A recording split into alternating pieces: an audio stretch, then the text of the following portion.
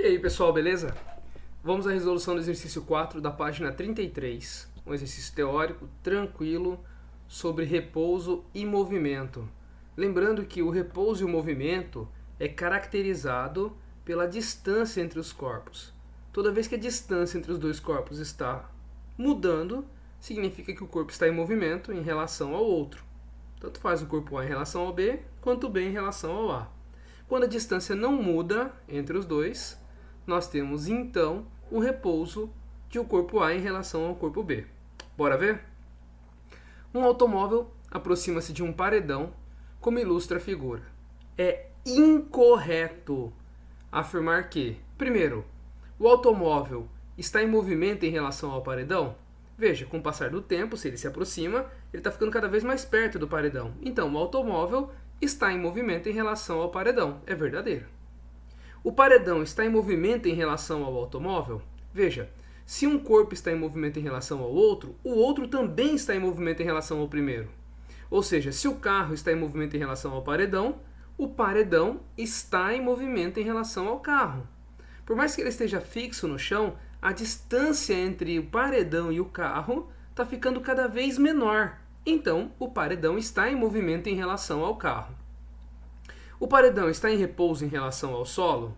Bom, em relação ao solo, a distância entre o paredão e o solo não muda. Também é verdadeiro. O motorista está em repouso em relação ao automóvel, mas em movimento em relação à superfície da terra?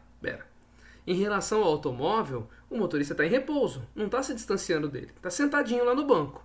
Mas cada ponto da superfície da terra está ficando para trás em relação ao automóvel, está ficando mais perto em relação ao automóvel.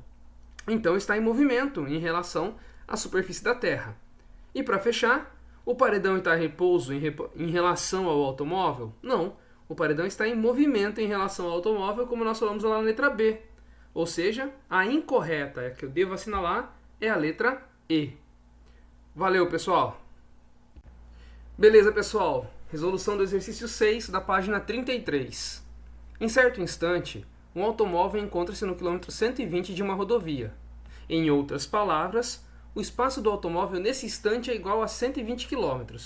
Isso significa que, então deixa eu ver lá o nosso automóvel, que beleza, em determinado instante ele está ali na plaquinha do quilômetro 120.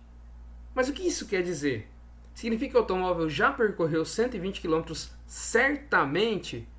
Ô pessoal, não posso afirmar isso, porque eu não sei de onde ele saiu. E se ele saiu ali do quilômetro 119 agora? Bom, ele andou só um quilômetrozinho se ele saiu de lá.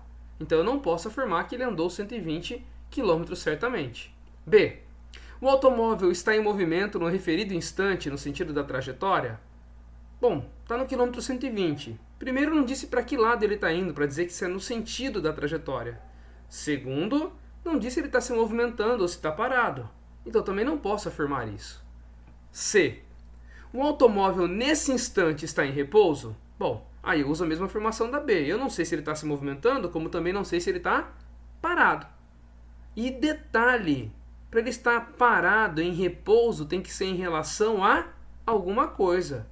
O que também não foi dito em relação a quê. Então a C também não está certa. D.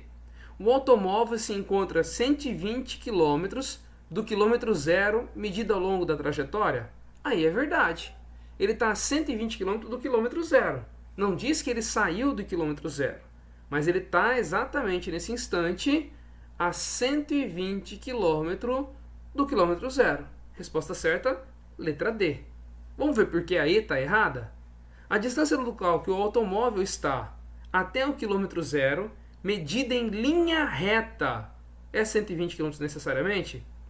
Infelizmente, a parte do medida em linha reta faz com que a questão esteja errada. Por quê? Porque nem sempre uma estrada é completamente em linha reta. Ainda mais 120 km em linha reta, dificilmente isso seria verdade. Por isso eu não posso fazer a afirmação de que a distância é necessariamente 120 km em linha reta. Beleza, pessoal? Espero que tenham entendido. Qualquer dúvida, estou à disposição no WhatsApp. Abraços! Beleza, pessoal? Resolução do exercício 7, da página 33. A velocidade escalar média de um ônibus, que se moveu sempre no mesmo sentido, foi de 10 metros por segundo, em certo intervalo de tempo.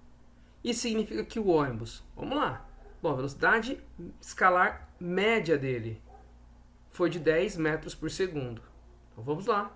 Ele percorreu necessariamente 10 metros a cada segundo? Não. A média da velocidade foi essa, de 10 metros por segundo, mas ele pode andar hora mais rápido, hora mais devagar. Iniciou o movimento no espaço 10 metros? Não falou de posição até agora, só de velocidade.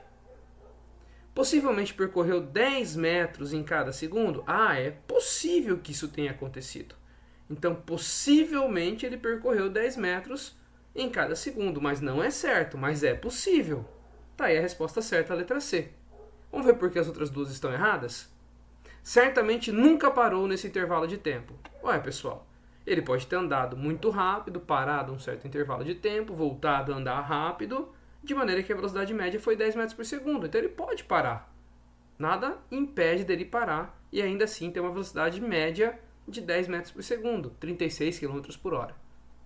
Não pode ter percorrido 15 metros em algum segundo? Ué, quem disse que não?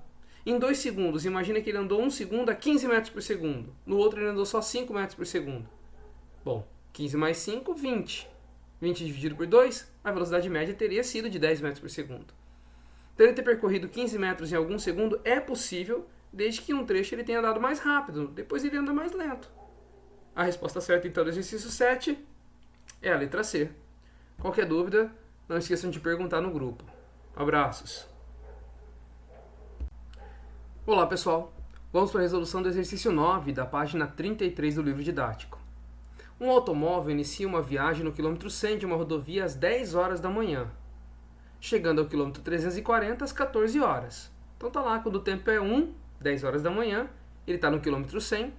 Quando o tempo é 2, já às 14 horas, ele está no quilômetro 340. Calcule a velocidade escalar média, ou seja, a velocidade média dele. Vamos anotar os dados? Primeira posição inicial é o quilômetro 100. A posição final é o quilômetro 340. O tempo zero, quando começou a viagem, eram 10 horas. E o tempo final, 14 horas. Vamos lembrar como calcula a velocidade média? Simplesmente ΔS sobre ΔT. Então, para achar o ΔS, é posição final menos posição inicial. Ou seja, 340 menos 100. E o ΔT? Tempo final, 14, menos tempo inicial, 10. Vamos fazer a subtração? 340 menos 100, 240. 14 menos 10, 4 horas. Então ele andou 240 km em 4 horas, o que dá uma velocidade média de 60 km por hora quando nós fizermos a divisão. Professor, como você tem certeza que é km por hora? Ué, porque a distância foi dada em quilômetros e o tempo foi dado em horas. Por isso, quilômetros por hora. Valeu, pessoal? Abraço e até mais. Beleza, pessoal? Bora para a resolução do exercício 10 da página 33. Pedro caminhou 117,45 metros durante 2,25 minutos. Paulo, com velocidade escalar média igual a 0,81 metros por segundo, caminhou durante 2 minutos e 25 segundos. Calcule a velocidade escalar média do Pedro em metros por segundo e a distância percorrida pelo Paulo em metros. Bom, uma coisa é o que o Pedro fez, a outra é o que o Paulo fez. Vamos nos atentar à letra A quando fala do Pedro, e que é a velocidade média. Lembrando que o Pedro caminhou 117,45 metros em 2,25 minutos. Só que ele quer a velocidade em metros por segundo. Então eu tenho que transformar o 2,25 minutos todo em segundos. Já vamos falar sobre isso. Para calcular a velocidade média, é ΔS sobre ΔT. O ΔS está fácil, 117,45. Mas por que o ΔT é 135? Veja, 2 minutos. Cada minuto tem 60 segundos, então já dá 120. Só que eu tenho agora 0,25 minutos. Ou seja, metade da metade de 1 minuto, ou 1/4 de minuto.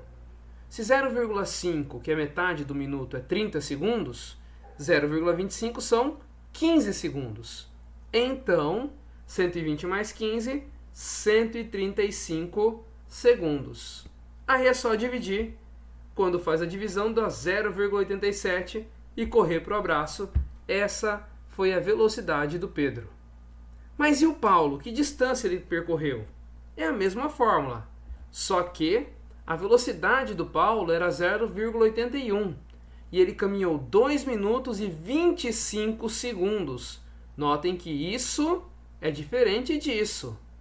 Sendo assim, 2 minutos e 25 segundos são 2 minutos, 120, mais 25 segundos, 145. Basta multiplicar cruzado, ΔS vezes 1, ΔS, 0,81 vezes 145, 117,45. Descobrimos qual foi a distância percorrida pelo Paulo. Beleza, pessoal? Espero que tenham gostado. Até mais!